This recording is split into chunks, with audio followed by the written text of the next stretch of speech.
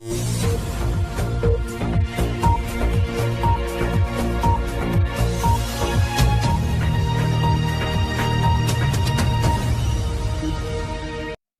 welcome back to the channel. So moving ahead with the terminology series, which can help the students in multiple subjects from first professional BMS up to the end of all their Ayurveda studies. So we are moving ahead with the next of the terminology called as Chaya. So Chaya, Prakopa, Prasara, Sthana Sanshraya, Vyakti and Bheda. These are part and parcel of an Ayurveda student's routine life, because Shat Kriya Kala is going to appear in studies, in clinical practice, during research and anywhere else.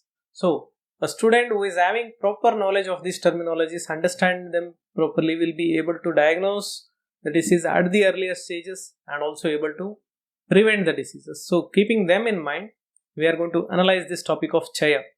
So अभी इस video में Chaya शब्द का जो निरुक्ति है, उसका जो लक्षण है और अलग अलग टीकाकारों का मत क्या है, ये तीनों मिलाकर हम एक नटशेल में चाय का understanding at the same time clinical application जानने वाले। सो आपने सुने होंगे संचय के नाम से यूजुअली इस टर्मिनोलॉजी को बुलाया जाता है। वहां पर संचय में हमारे पास सम उपसर्ग है, बाकी चाय जो है यही शब्द है। अदरवाइज इट इज सिंपली चय, बाय एडिंग सम उपसर्ग इट बिकम संचय। सो द डेफिनेशन ऑफ चय, तो सबसे पहले हम ले रहे हैं अष्टांग हृदय सूत्रस्थान 12th चैप्टर का जो रेफरेंस है, दोष भेदी है। Why? Because this is there in the syllabus of first professional BMS, तो ये तो ऑलरेडी पढ़ चुके होंगे, लेकिन इसको ग्रामेटिकली और क्लिनिकली कैसे समझना है वो इनिशियल उद्देश्य रहेगा। उसके बाद हम देखेंगे कोई दूसरा ऑथर का ओपिनियन। सो चयो वृद्धि स्वादाम्येव प्रद्वेषो वृद्धि हेतुषु विपरीत गुणेच्छा छ। सो दिस इज फर्स्ट और the 1.5 lines of this particular shloka. इसके बाद जो है प्रकोप से कंटिन्यू होता है, इसलिए हमने वहां पर डॉट डॉट डॉट लगा दिया ताकि चाय जो कॉन्टेक्स्ट है यहां तक हमें देखने को मिल रहा है।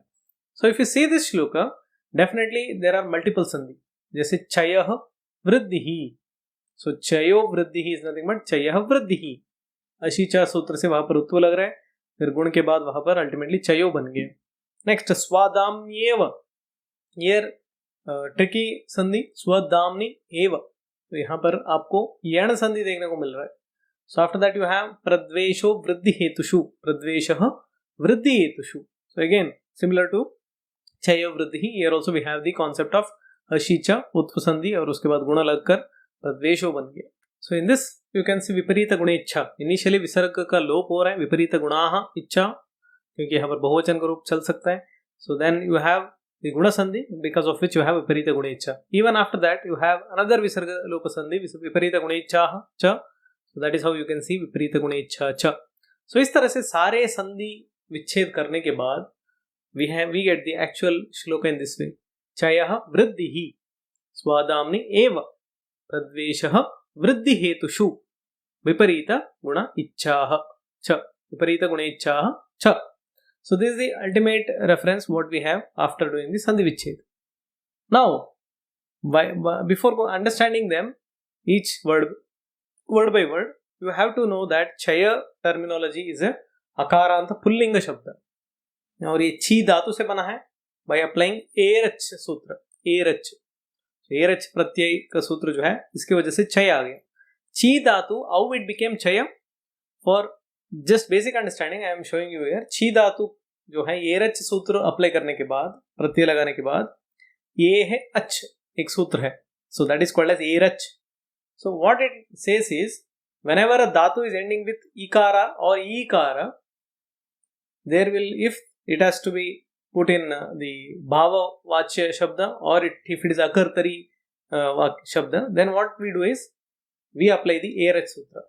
व्हाट इट सेज, जब भी ई और ई वर्ण जो है धातु में एंडिंग में मिलता है, इफ द धातु एंड्स विथ ई और ई, देन देयर शुड बी अच एट द एंड। तो वहां पर क्या होगा, अच का जस्ट छ बच जाता है, तो अलंत्यम सूत्र से फिर लोप हो जाएगा।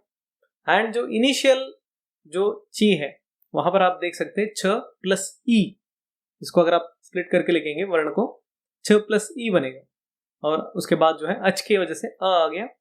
And by applying the eco enachi sutra, I mean the ayadi sandhi sutra, echo yava yava, you have ch plus aya, uske baad ye ban gaya chaya. So this is how we get the word chaya from the dhatu chi by erach pratyay. Similarly, you can get the jaya, kshaya, all this. जी धातु से क्षी धातु से कैसे क्षय बन गया, जी धातु से कैसे जय बन गया, छी धातु से कैसे क्षय बन गया. All these are by applying the same sutra called as erach sutra. Now in this video I am not going to explain the sutra of erach, but I have shown you how this chaya word is obtained. So chi dhatu, by applying erach sutra pratyaya, you will get the chaya shabda. So in this shloka, previous shloka what we have seen, chayah वृद्धि प्रथमा एक वचन का रूप है. स्वदाम्नि, स्व जो है आत्मनि, सेल्फ के अर्थ में है. धामनी, धामा, धामा मीन्स द प्लेस. वहां पर अगर हम अन, that is the, if you apply the शानच प्रत्यय, धामन, दामन जो वर्ड है उसका सप्तमी का रूप बन जाएगा धामनी. जैसे नामन नामनी, यहाँ पर धामन दामनी. सो दिस इज सप्तमी एक वचन रूप है. प्रद्वेषः प्रथम एक वचन का रूप है. वृद्धि हेतुषु, ये सप्तमी का बहुवचन रूप है. विपरीत गुणेच्छाः, so here it is the प्रथमा बहुवचन रूप. So these are the basic विभक्ति प्रत्यय इन दिस पर्टिकुलर श्लोक. अगर हम समास की बात करेंगे, वृद्धि हेतुषु, वृद्धीणाम हेतुषु, विपरीत गुण, विपरीतानाम गुणेषु, विपरीत गुणेच्छा च. So in that particular context, so in this context we can apply the षष्ठी तत्पुरुष समास. वृद्धियों के हेतुओं में, विपरीत गुणों में, सो विपरीत के गुणों में. तो इस तरह से हम यहाँ पर समास विग्रह कर सकते हैं. So then in the context of upasarga you have one upasarga in the pradvesha, that is pra. So प्रत्यय यहाँ पर कोई स्पेसिफिक या कोई नया या विशेष रूप से हमें देखने को नहीं मिल रहा है. अव्यय, देयर इज वन ये, एव एंड च, दीज आर द टू अव्यय you can see in this particular सूत्र. कोई स्पेसिफिक लकार का यहाँ उल्लेख करने की जरूरत नहीं है. So will go into the actual श्लोक एंड अंडरस्टैंड द मीनिंग. चयः वृद्धिः स्वदाम्नि एव, प्रद्वेषो वृद्धि हेतुषु, विपरीत गुणेच्छा च. So I am coming back to the original श्लोक by analyzing all the grammatical context. Now यह दोषस्य, बहुत सारे टर्मिनोलॉजी यहाँ पर मिसिंग है. जैसे स्वदाम्नि एव वृद्धि, चयः वृद्धि, चय इज नथिंग बट वृद्धि, चयः वृद्धि, चय जो है वो वृद्धि होता है. ठीक है, कहां पर?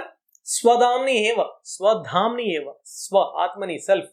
धामन मैंने कहा आपको प्लेस, मेरा जो प्लेस है उधर अधिकरण सप्तमी के रूप में है. मेरे प्लेस में ही, मेरे घर में ही मेरा वृद्धि होना, ये चय है. चयः वृद्धि स्वदाम्नि एव.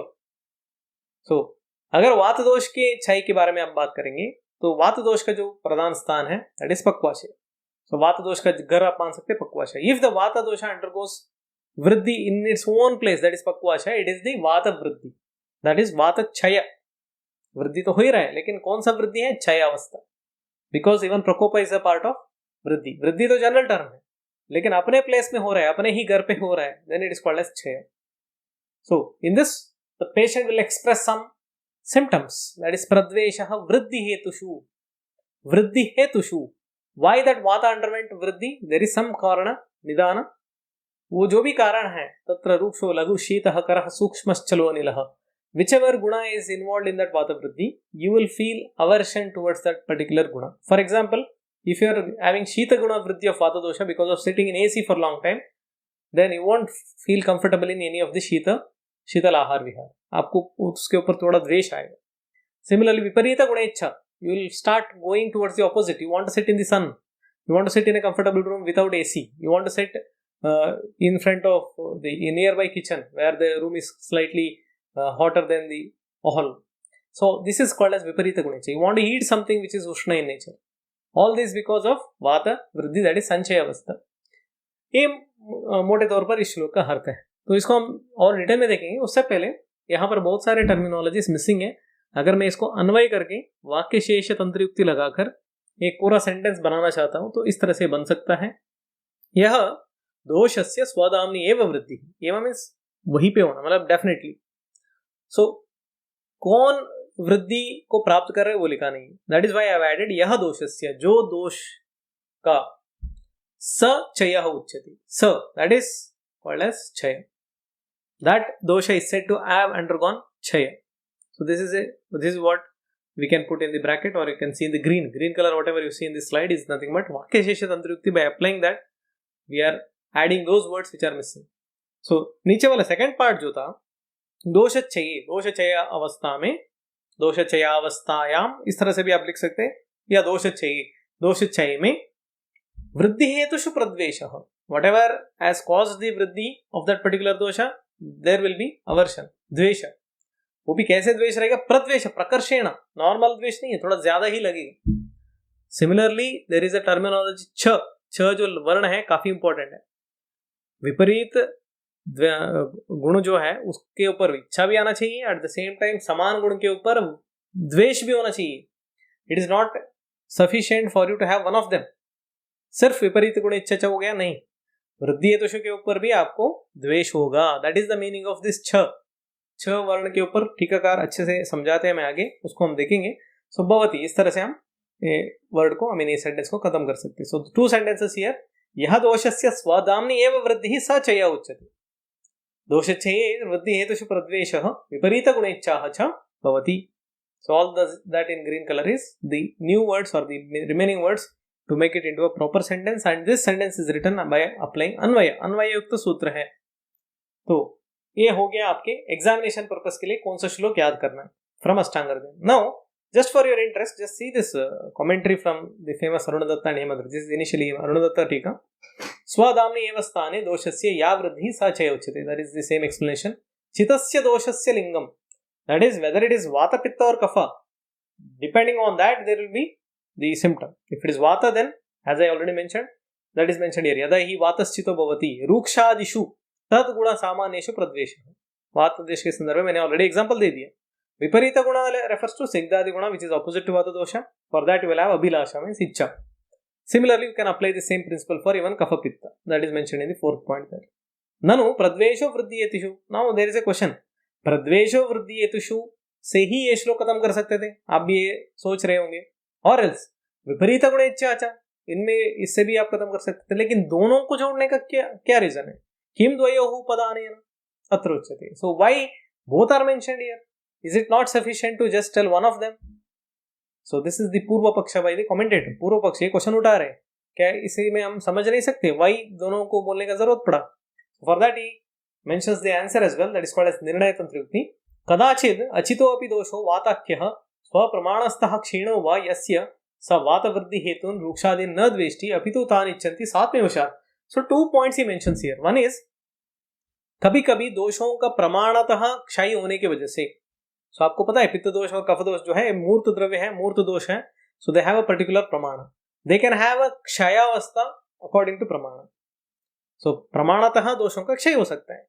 सो उस टाइम जो है पेशेंट को उस दोष के जो गुण है उसके समान जो है इच्छा होगा, ये आप जानते हैं। जैसे वातक्षय शरीर में हो रहा है तो you will feel like having that particular food और विहार which will bring back water to normal.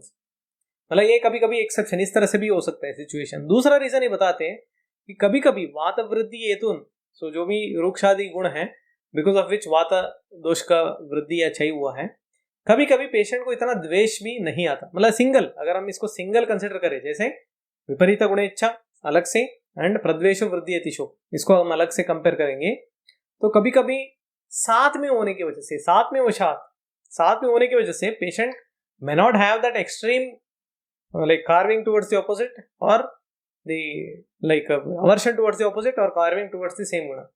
ये कभी कभी एक्सेप्शन होता है। फॉर एग्जाम्पल ही गिव्स गर्भिणी जो है स्त्री धौरदावस्था में, whenever she is having fetus and she starts expressing the desires of the fetus, जिसको हम आयुर्वेद में कहते हैं धौरदावस्था।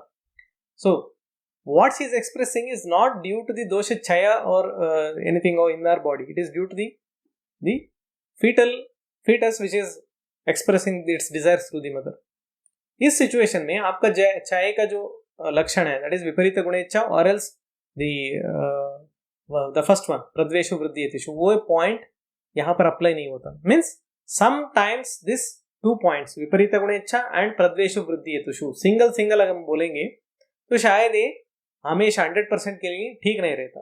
सो दैट इज द कमेंटेटर्स मत, जो उद्देश्य है इसको छ जो वर्ण है लिखने का उद्देश्य जो है इस तरह से समझाने का कोशिश करते हैं। दैट इज वाई ऑलवेज प्रद्वेषो वृद्धि हेतुषु एट द सेम टाइम विपरीत गुण इच्छा। तो बात संचय हो गया तो आपको रूक्षादि गुण के खिलाफ द्वेष भी होना चाहिए, एट द सेम टाइम स्निग्धादि गुण के ऊपर इच्छा भी होना चाहिए। कफ का वृद्धि है संचय अवस्था में आपके शरीर में, कफ दोष के जो भी गुण है स्निग्धादि गुण, you should have aversion towards that guna. At the same time, you should have opposite guna, इच्छा, for example, रुक्षादि गुना। दोनों होगा तभी आप इसको समझ सकते हैं कि संचय अवस्था है, because there are some exceptions where only one is possible. तो अभी आपके मन में ये क्लियर हो गया होगा by this explanation from the commentator. So that is what he has mentioned in the last part. So vatasya upachati iti dvayam api etaduktam. That is why both are explained here, like with the terminology cha. तो यहाँ पर जो है यही श्लोक के जो आगे कमेंटेटर है ये Madhuri, same thing as explained, you can see here यावानी वामाशय आशय, आशय वाद के आशय जो है पक्वाशय है प्रधान स्थान, वहां पर वाद का संचय होगा। इस तरह से इन्होंने भी एक्सप्लेनेशन दिए हैं। Otherwise there is no specific, there is no other new information in this. ये एक्सप्लेन्स जो वृद्धि है अलग अलग तरह से हो सकती है, एक प्रकोप होगा, प्रसर होगा, अदर स्टेजेस इन दी क्रिया काला। सो ये explains regarding that, otherwise there is no specific difference between shloka and this tika. So इस तरह से आपको पहले वाला जो श्लोक है अष्टांग हृदय का वो तो समझ में आ ही गया होगा। Now will see one line from the Dalhana टीका। ये सुश्रुत संहिता के ओरिजिनल श्लोक नहीं है या सूत्र नहीं है, this is from the commentator Dalhana, one of the commentary, a single part of that commentary. संहति रूप वृद्धि चयः विलयन रूप वृद्धि प्रकोपः। So this needs to be learned by heart, very simple.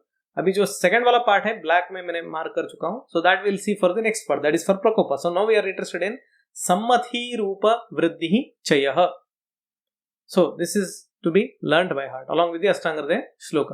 तो यहाँ पर आपके मन में एक क्वेश्चन आया होगा, सम्मति जो है ती, ये दीर्घ क्यों है? सम्मति ही एक इकारांत है, छोटी ई मात्रा होना चाहिए, बट व्हाई इट इज सम्मति? So to explain that I just made this grammatical aspect. Basically the shloka is सम्मति ही रूपाः वृद्धि चयः, जो फर्स्ट लाइन है ये इसका मूल सूत्र है।